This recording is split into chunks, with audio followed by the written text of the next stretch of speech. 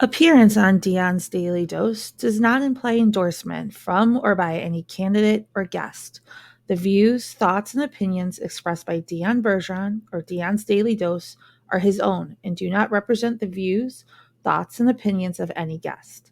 Material and information presented is for general information purposes only. The Dion's Daily Dose name in all forms and abbreviations are the property of its owners, and its use does not imply endorsement of or opposition to any specific organization, product, or service. If you'd like to support the show, please visit our Patreon at patreon.com/Dion's Daily Dose. Right.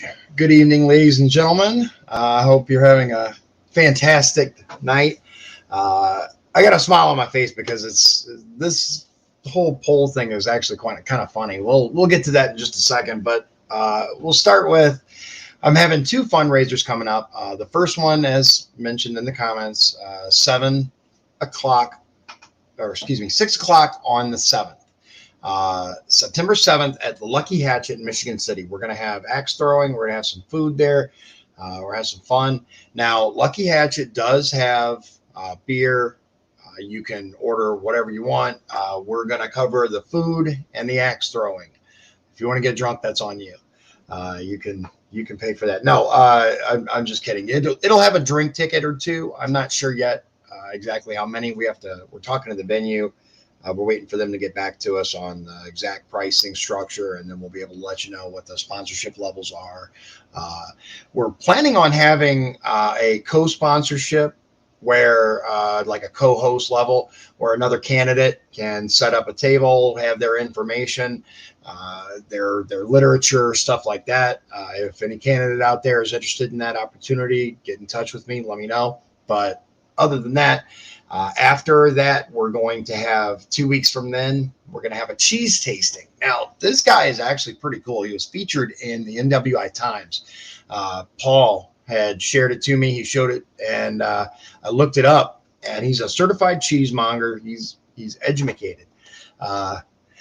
He knows a lot about cheese, and so he generally does like fairs and wineries and stuff like that. Now, I'm going to tell you, I really wanted to have this cheese tasting event at a winery, but we couldn't find one with adequate parking, right?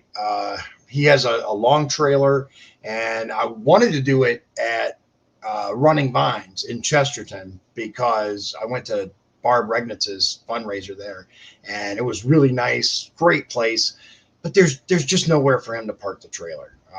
So we're going to do something else. We're going to have it at, we believe, the American Legion in Chesterton, and it'll be fun.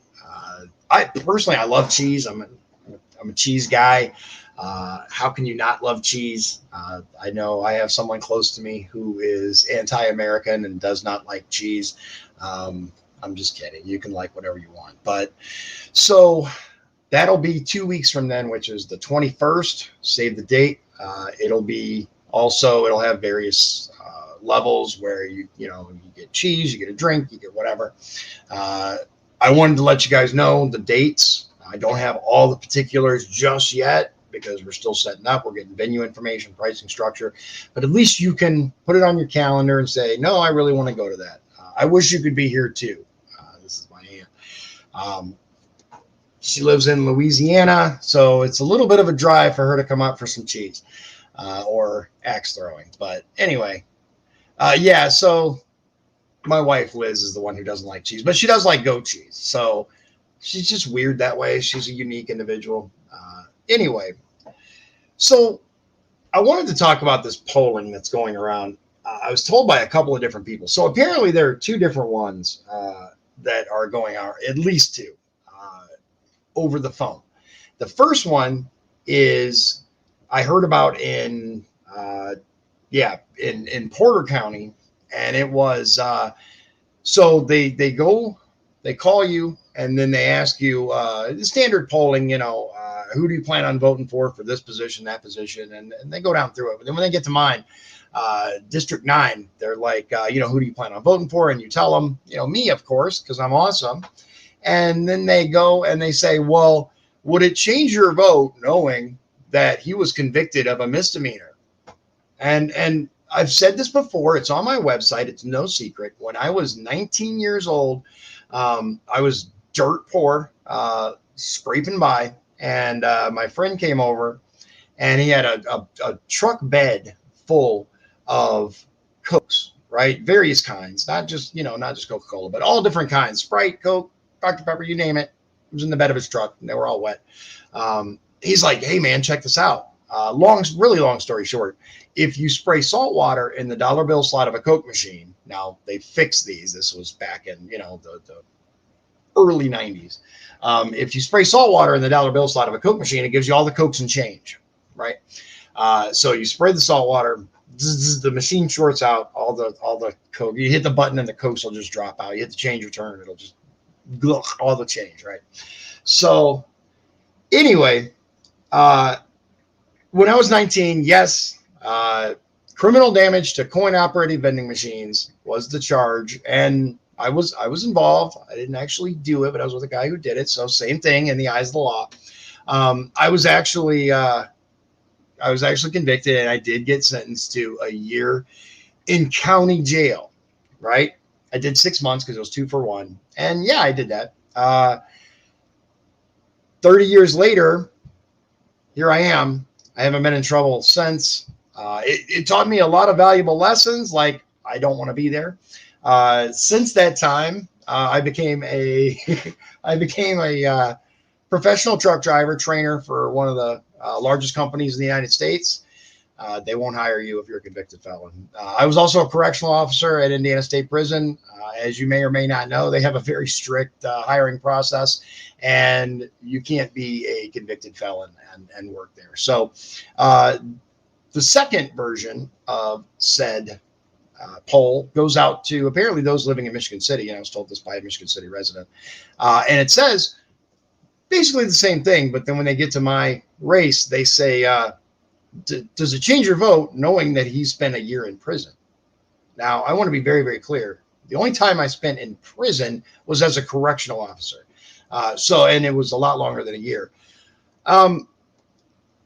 This reeks of desperation. And bear in mind, this is from the party that says people should be forgiven, right? Past transgressions are just mistakes. And, if you're caught in a hotel room with hookers and blow, that is just okay. That's just a way to forgive, right? That's perfectly all right. I will tell you from personal experience that a little bit of salt water in a Coke machine does not hookers and blow make. My son's over here really, really excited about the fact that I actually said that. Look, the reality is these people are desperate. They are exceedingly desperate because they know that the American public, Hoosiers, Americans in general, are tired of the failed economic policies, the failed targeting of Americans, the failed targeting of parents who are unhappy with school boards. I could go into a whole tangent about the weaponization of agencies like the FBI, the ATF, things like that. But in short, we desperately need people who understand the realities of day-to-day life in this country. I'm dirt poor. There was a time in my life where I was homeless. There was a time in my life when I had to beg restaurants, places like Domino's and Burger King, if I could have their throwaways. I'm not ashamed of that time. I learned from it. I became a much better person. I became a much more focused person. And today I'm a moderately successful individual running for public office. Not ashamed of any of that. It made me who I am. And I think that there are very, very few people, especially in political office, that have personal experience with both sides of the criminal justice system, that have been the target of charges and that have been on the other side of the bars, ensuring that those convicted criminals are not out terrorizing society, that they're locked safely away so that you and I can sleep at night. Correctional officer's job is very, very difficult. It is dangerous, and they don't hire convicted felons. It does though. It makes me laugh because when I heard about it, I'm like, wait, what? And I have no reason to doubt the people that told me these polling stories. There's no reason for them to make this up. So when they told it to me, I laughed, I chuckled, and I said, "Are they that worried? Are they that concerned that someone running for office is going to beat them, and they may have to admit that maybe all the rhetoric for all these years of helping people and being on the side of the poor and all of that was simply that, just rhetoric."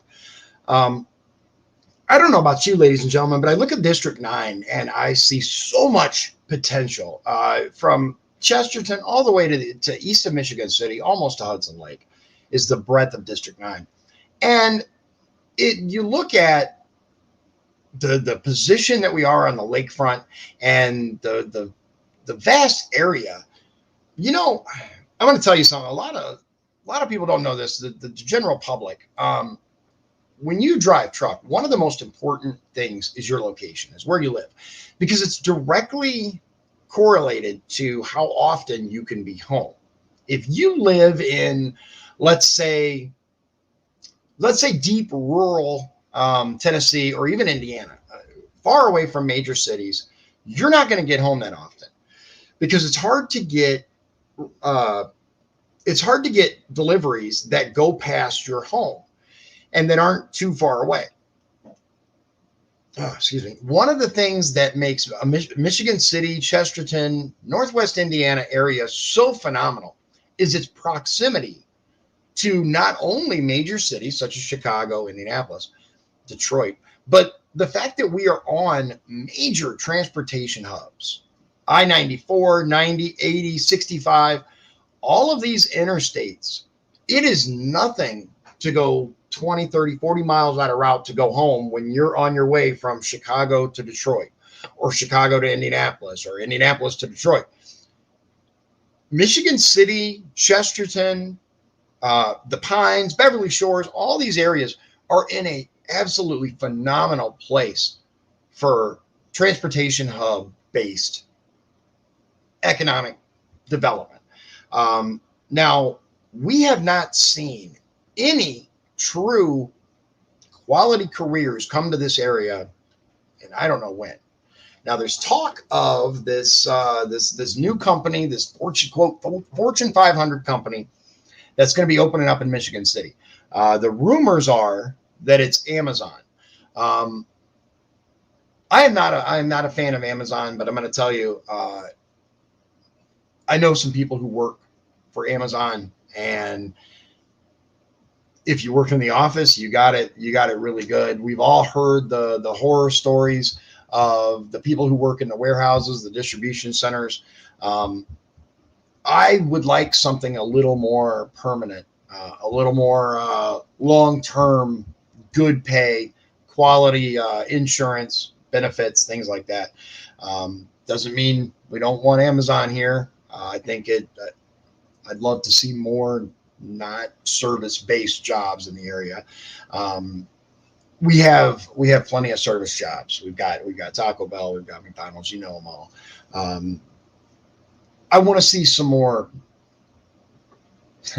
some more quality careers, for lack of a better term. We don't see any economic development coming up here. We've got this double track project, which, if any of you have been watching my videos for any length of time, you know how I feel about that. We have $1 billion that has gone to contractors from out of state in order to build these. It's going to cut the city in half. Uh, the general public has made their feelings known, but no one seems to listen. So we have what we have. I do hope, though, that in the process of expanding for this, that people take the time to understand that a lot of times city planners and other boards, regional development commission, things like that, they're a little out of touch with the average voter in the area. So I hope we can fix that. There was a thing today. for the Democrats here in Michigan City, and it was to kind of fire them up and get them excited about this election and get them out there knocking doors. And we watched a little bit of it. Somebody did a live, and it was bad. It was bad. The lack of energy. Their big issue, and we all know this, their big issue coming up on 2022 is abortion, right? Elect us, and we will allow you to have abortions in the state of Indiana. First of all, it's a done deal. I gave it a lot of thought, and I think I would be in favor of a referendum on that, but it doesn't matter because it's done. The state has done what they're going to do. It's going to be in. It's already done. They voted. There was some back and forth. No one is happy. The super pro-lifers are not happy. The pro-choicers aren't happy. I'm told that means that you have something that's a good compromise when absolutely no one is happy. I don't know. I am pro-life. I'm very pro-life, but it's done. There's nothing that we do is going to change it, not unless we get a huge amount of reps and senators that are like, yeah, we need to go in and we need to edit this, which I just don't think that's going to happen. Liz says we need jobs that stop brain drain. Biomedical, energy, transportation, and technology-based jobs. I agree with that. We have a huge number of our residents that go and get higher education or get formal training, technical training, and then they move away to get better jobs elsewhere, better careers. And that's something that we have to address. We have to address here in District 9. We have to make sure that it's something that we can fix, but it's going to take a concerted effort, and it's going to take some investment from downstate. And let's be clear, those dollars that come from downstate, those are your tax dollars. They're my tax dollars. They're not giving us anything. But unfortunately, while we have the leadership that we have in District 9, we're not going to see that here. Right or wrong, the Republican supermajority is not going to give Democrats a win in this area, which is why let's try something else. What do you have to lose? Let's get a Republican in, me, who is willing to work with the Republican leadership, and let's get some investment up here. Let's get some money up here. Let's get some companies up here that will transform the landscape. We have, again, so much potential in District 9. But hey, Shannon, good to see you, man. How are you enjoying it out there?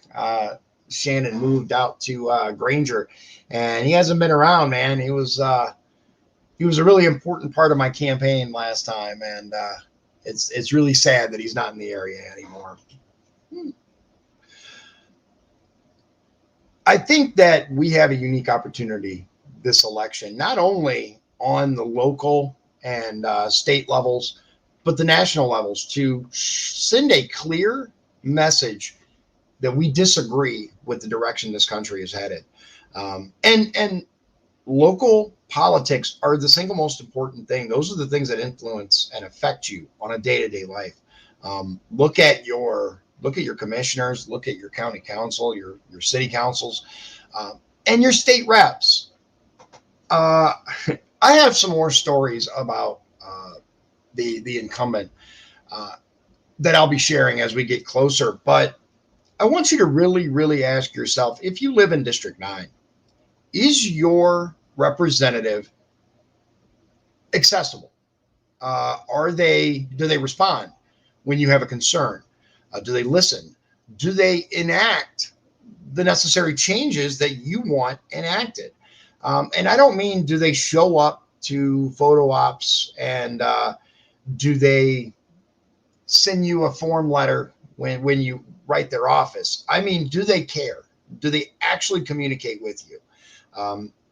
Are they the kind of person that you can pick up the phone or get on their Facebook and say, hey, I have an issue with this. what are you going to do about it? And they say, thank you for reaching out to me. Tell me more about your issue and let's see what we can get done.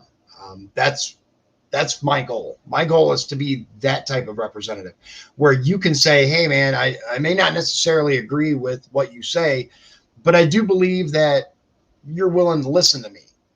And that's kind of been the goal of this whole podcast thing that I do, to show you the person that's kind of behind the campaign. A lot of times we see especially big money campaigns. We see these slick campaigns and these cool campaign ads, and we see these people that look phenomenal. They look like these people that, oh yeah, that guy's got my back, or that woman's really going to fight for me. I want to show you the person that's behind the campaign, the day-to-day life, the things that I do and the things I care about. And I want to show you some other candidates that are out there. We've kind of gotten into some candidate interviews. And I think you'll learn a lot from watching someone interact with another individual, right? I want to get more of these conversations going. Anyone who wants to come on the show and have a conversation, even if you disagree with me, heck, especially if you disagree with me on certain things, let's have that. I think it's a great opportunity to interact. I think it's a great opportunity to have the public learn where we stand on different things. So we have a potential interview coming up with Manny Maldonado. He's running for District 10, which is just to the west of District 9. Funny how that works. We haven't been able to lock in the date just yet, but we're working on that. We had one, but then I had a fundraiser I had to go to. Speaking of fundraisers, I want to circle back to this. I went to Barb Regnitz's fundraiser at Running Vines. Great event. The food was really good. Shout out to Running Vines. They did a fantastic job.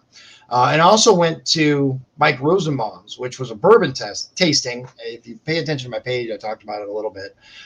It was interesting. I wasn't sure if I would like it, but it was so educational. And shout out to Paul Benson, who did a phenomenal job being kind of the host and telling people about it. That's my goal for this cheese tasting. I want you to not just enjoy some cheese, but learn something. The guy seems to be very, very educated and a lot of expertise in cheeses. Right now we're talking about maybe 5 different wheels of cheeses to try. We'll get it all worked out, but save the dates, ladies and gentlemen, and keep in mind that not everything you hear is true. And just because someone asks you, speaking of, if there are any lawyers out there that would like to take this case on pro bono and get a cut on the end, when I inevitably end up like Nick Sandman with a $200 million payday, I'm kidding, obviously. I don't know who put these polls out for me, but I kind of hope it's like a big group with lots and lots of money so that we can, maybe I won't need to be in politics anymore. I'm just kidding. I was thinking when they had that massive Mega Millions, right? It was up to like $1 billion. If I won that, would I still like run for office? And the answer is yes. Not just because I wouldn't need to beg people for money, which in my opinion is the worst part of running for office is saying, hey, I know you work hard for your money, but why don't you give it to me instead? It's a hard thing, and it's something that I'm still learning. I'm still struggling with. I'm still trying to get better at it. But just imagine having that much money and not needing to worry about finances, not needing to worry about where your next meal is coming from, how you're going to pay your car payment or your mortgage or your NIPSCO. Think about how free that would make you to just vote for what's best, right? And I understand, like, when you get to a certain point financially, right? Like let's look at the really big names, Jeff Bezos, Elon Musk. These people, they don't need more money. A lot of them are still consumed by it, right? But you're free to pursue like what you really want. You don't have to worry about making that money to survive anymore. I think it would be fun for a little bit to kind of have that. And I would still run for office. I'd hire some people though to do. Yeah. Dave makes a good point. Yeah, Facebook doesn't fact check political posts, so you can say literally anything you want, as long as it's under a political banner, and you can say whatever you want about your opponent. You can claim all kinds of things, and you can just get away with it.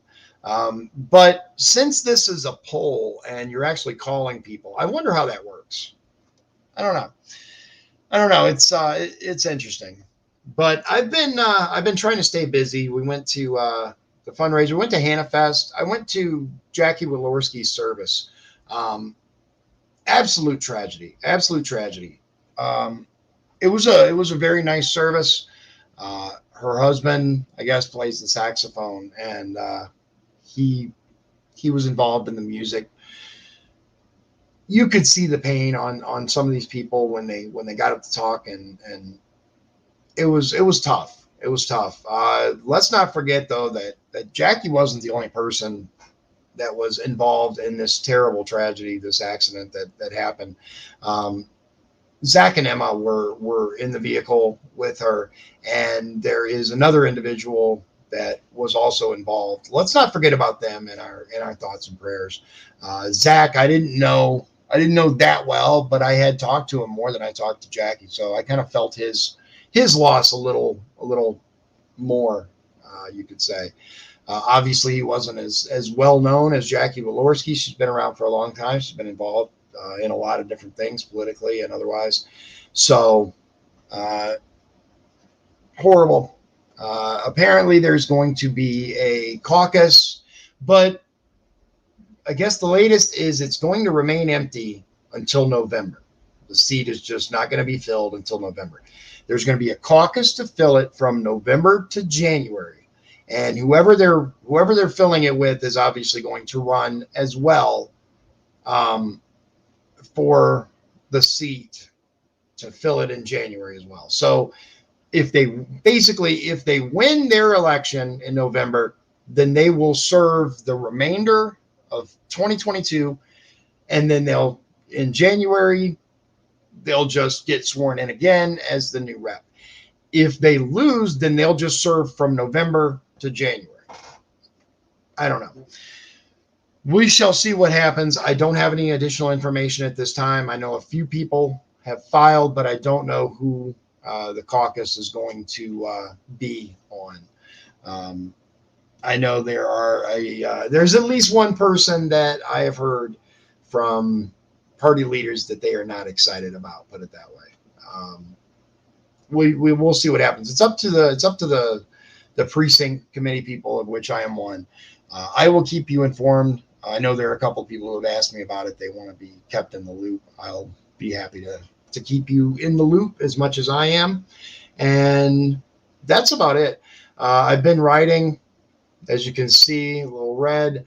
Uh, I'm trying to get better with the sunscreen, but I forget. I hop on the bike and go for a little bit, and then get off, and I'm like, oh yeah, I should have did a better job with that. Uh, that's summer. Obviously, the weather for riding will not hold out forever, so I'm trying to enjoy it while I can. Ladies and gentlemen, I appreciate you spending your time with me, and I'm going to start the show back up with a lot more regularity. Took a break for a little bit post primary election, just to kind of focus on spending time with my family and doing things that I enjoy beyond just the show. But we'll be here most nights again, and there's a lot to catch up on. Uh, if you do if you do get this poll via phone or otherwise, and it has this question on it, let me know. Send me a message or post it on my Facebook. I'm very interested as to where this is originating. But again, it reeks of desperation, because if you can't tell the truth, if you have to lie to make your opponent seem worse, that doesn't say much about you as a candidate. I hope the incumbent runs on their record, of which there is none. So works for me. Ladies and gentlemen, like always, God bless you, God bless Indiana, and God bless the United States of America. Thank you. If you'd like to support the show, please visit our Patreon at patreon.com/Dion's Daily Dose. This has been Dion's Daily Dose, hosted by Dion Bergeron. Executive producers Sean Holgram and Michael Beebe. Copyright 2022. Dion's Daily Dose. All rights reserved.